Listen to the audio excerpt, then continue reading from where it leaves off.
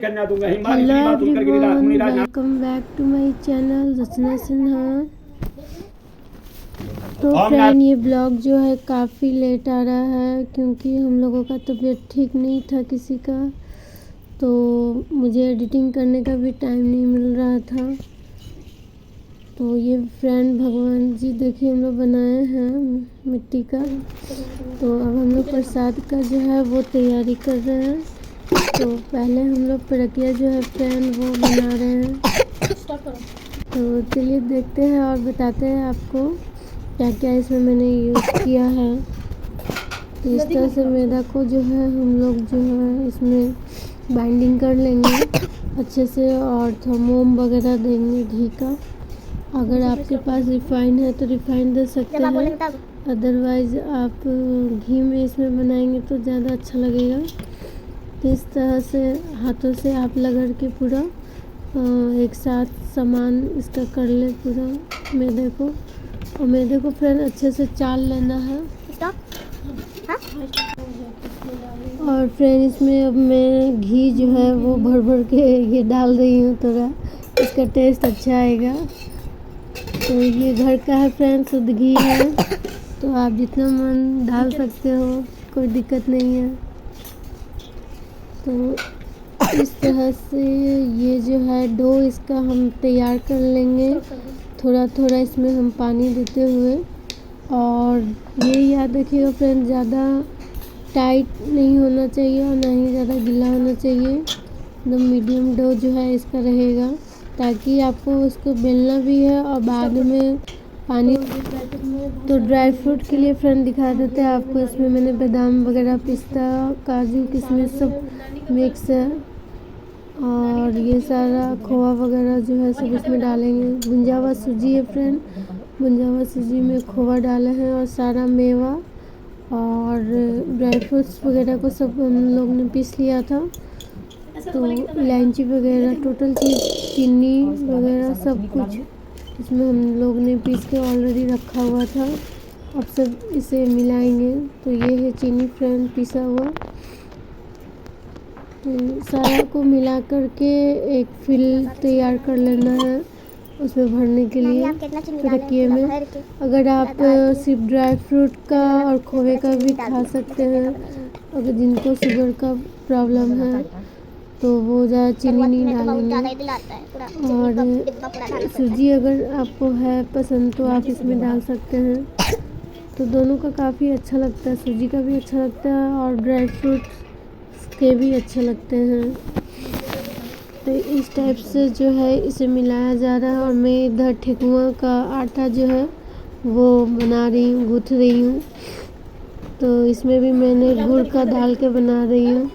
और मेरी मम्मी इधर जो है वो प्रक्रिया का फिलिंग बना रहे हैं। जब मैं आपसे बड़ी हो जाऊंगी तो आप बनाइएगा, जल्दी हो जाएगा। कैमरामैन आप तो बनेंगे, जो बोलता वो खुद तो होता ये है। रेडी हो चुका है ऑलमोस्ट। अब इसे हम लोग बेलेंगे और वन बाइज बन करके इसका फिलिंग जो है वो तैयार करेंगे। तो चलिए अब बेलते हैं हम लोग। और बेलने के बाद इसे इस तरह से पूरी का साइज जो है हम लोगों को बेल लेना है।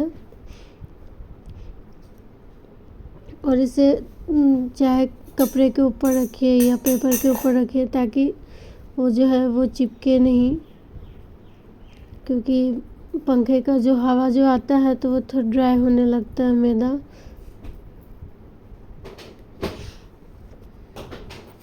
तो इस टाइप से फ्रेंड हम लोगों ने ये सारा बना रहे हैं।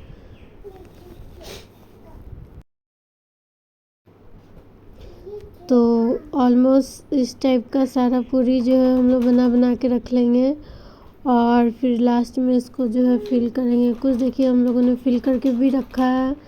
तो ये प्रक्रिया का साँचा है, तो आप इसके थ्रू भी फिल कर सकते हैं।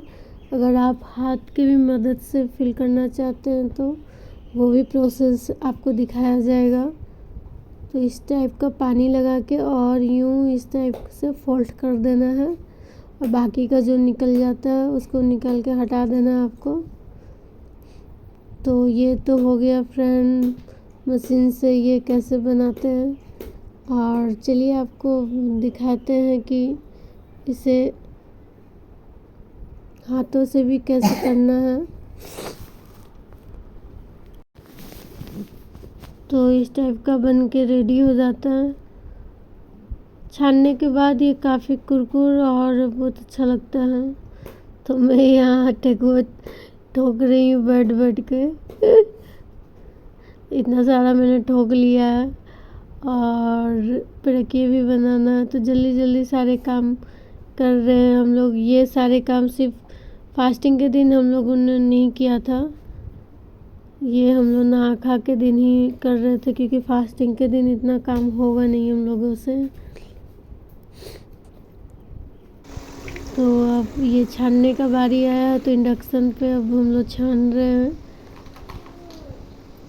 तो हाथ का फ्रेंड इस टाइप का हाथ से आप बना सकते हैं, तो ये भी काफ़ी अच्छा दिखता है हाथों का भी बनाया हुआ। तो ये देखिए कितना खूबसूरत बना है। तो ये सारा प्रक्रिया जो है ऑलमोस्ट छना चुका है और काफ़ी खूबसूरत दिख रहा है, क्रंची दिख रहे हैं।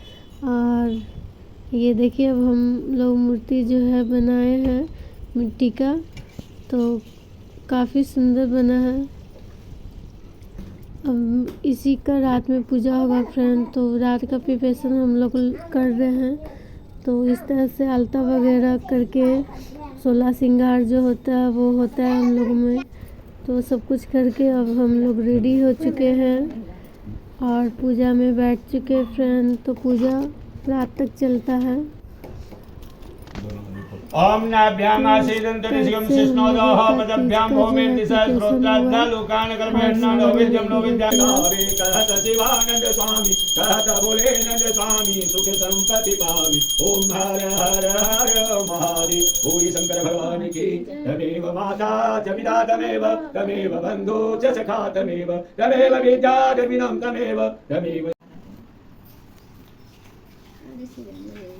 घरे घरे घोरा थिन गौरा गाने साहे गौरा गाने सा किनका घरा दिया है किनका घरा बाती केरे कारत।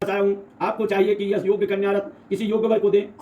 भगवान विष्णु के समान योग वर ब्रह्मा इंद्र सिंह में से कोई नहीं, इसलिए मैं यही कहूंगा कि आप अपनी कन्या भगवान विष्णु को देवें। हिमान ने कहा भगवान विष्णु स्वयं मेरी कन्या को ले रहे हैं और आप इस संदेश लेकर आए हैं, तो मैं इन्हें अपनी कन्या दूंगा। हिमान इतनी बात सुनकर गिरिराज मुनिराज नारद आकाश में विलीन हो गए और पीतांबर शंख चक्र और गदाधारी भगवान विष्णु के पास पहुंचे। वहां हाथ जोड़कर नारद जी ने भगवान विष्णु से कहा कि हे देव सुनिए, मैंने आपका विवाह पक्का कर दिया। उधर हिमान ने पार्वती के पास जाकर हे पुत्री, मैंने तुम्हें भगवान विष्णु को दे डाली। तब पिता की बात सुनकर तुम बिना उत्तर दिए अपनी सखी के घर चली गई।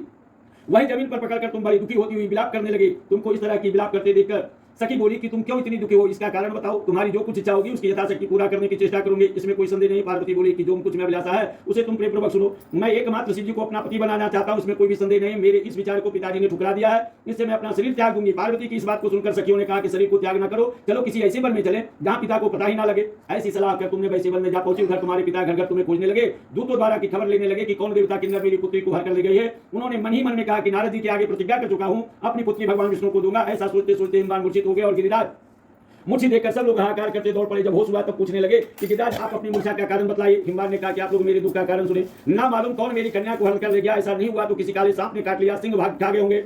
हाय हाय करते हुए कि मेरी बेटी कहाँ गई, किस दुष्ट ने मेरी पुत्री को मार डाला। ऐसा कहते वायु के झोंके से कांपते हुए वृक्ष के समान कांपने लगे। इसके बाद हिमवान तुम्हें वन वन खोजने लगे। हुआ वन भी सिंह भालू हिंसक जंतुओं से बड़ा भयानक हो रहा था। तुम भी अपनी सखियों के साथ उस भयानक वन में चलती चलती एक ऐसी जगह पहुंची जहाँ एक नदी बह रही थी। उसके रंगे तट पर एक बड़ी सी कंदरा थी। तुमने उसी कंदरा में आश्रम बना लिया और मेरी एक बालूमयी प्रतिमा बनाकर अपनी सखियों के साथ मेरा हाथ आकर मेरी आराधना करने लगी। जब भाद्रपद शुक्ल पक्ष की हर्षयुक्त तृतीया तिथि प्राप्त हुई तब तुमने मेरे विधिवत पूजन किया और रात भर जाकर गीत वाद्यासी से मुझे प्रसन्न करने में बिताया। उस व्रत राज के प्रभाव से मेरा आसन डगमगा उठा, जिससे मैं तत्काल उस स्थान पर पहुंचा जहां तुम अपनी सखियों के साथ रहती थी। वहां पहुंचकर मैंने तुमसे कहा कि तुम पर प्रसन्न हो, बोलो क्या चाहती हो। तुमने कहा कि मेरे देवता, यदि आप मेरे ऊपर प्रसन्न है तो आप ही मेरे पति बने। मैंने तथास्तु कहकर कैलाश पर्वत पर वापस आने पर तुमने उस प्रतिमा को नदी में प्रवाहित कर दी और सखियों के साथ उस महाव्रत का पालन किया। हिमवान ने तब तक उस वन में तुम्हें खोजते हुए आप पहुंचे। चोर चारों दिशाओं में तुम्हारी खोज करते करते व्याकुल हो चुके थे, इसलिए तुम्हारे आश्रम के समीप पहुंचते गिर पड़े। थोड़ी देर बाद उन्होंने नदी के तट पर दो कन्याओं को सोते हुए देखा। देखते ही उन्होंने तुम्हें छाती से लगा लिया और बिलख कर रोने लगी। फिर पूछा कि पुत्री, तुम सिंह आदि जंतुओं से भरे इस वन में क्यों आ पहुंचे। पार्वती ने उत्तर दिया कि पिताजी, मैंने पहले अपने आप शिव जी के हाथों सौंप दिया था, आपने मेरी बात टाल दी, इससे मैं यहाँ चले आया। हिमवान ने सांत्वना दी कि पुत्री, तुम्हारी इच्छा के विरुद्ध में कुछ नहीं करूंगा। वे तुम्हें अपने साथ घर ले आया और मेरे साथ तुम्हारा विवाह कर दिया।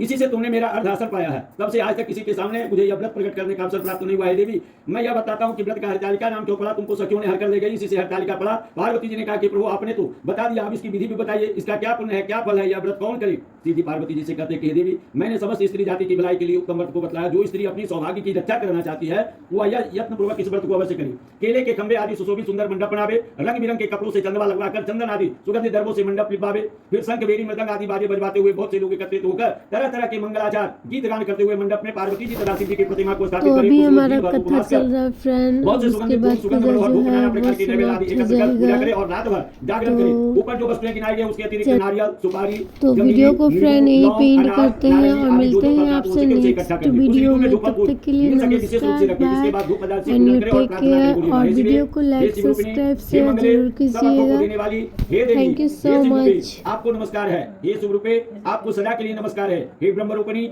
आपको नमस्कार है। हे जगतधात्री, आपको नमस्कार है।